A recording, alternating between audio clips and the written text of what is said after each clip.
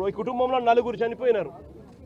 చనిపోయి ఏదో ముఖస్థుతి కోసం అది జగన్ వస్తున్నాడు అని చెప్పి తెలిసి 25 లక్షల రూపాయలు 25 లక్షల రూపాయలు ఇచ్చే కార్యక్రమం, ఒక ఉద్యోగం ఇచ్చే కార్యక్రమం చెప్తా ఉన్నారు.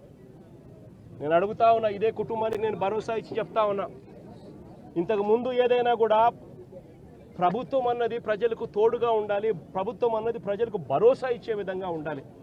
ప్రభుత్వం తప్పిదం వల్ల ఎక్కడైనా కానీ ఎక్కడైనా మనుషులు చనిపోయిన ఘటన ఎక్కడైనా జరిగితే అది ప్రభుత్వం తప్పిదం వల్ల, అంటే మనం ప్రభుత్వంలో ఉన్నప్పుడు జరిగిన తప్పు వల్ల జరిగితే దానికి పశ్చాత్తాపం ఉండాలి.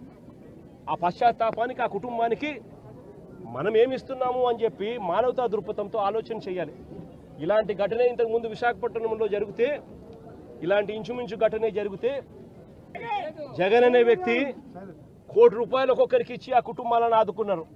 ఇప్పుడు ప్రభుత్వం తప్పిదం వల్ల, ప్రభుత్వం చేసిన తప్పిదం వల్ల ఈ ఘటన జరిగితే అసలు ఆ కుటుంబానికి నువ్వేం చేస్తా ఉన్నావు అని చంద్రబాబు నాయుడు గారిని అడుగుతా ఉన్నా.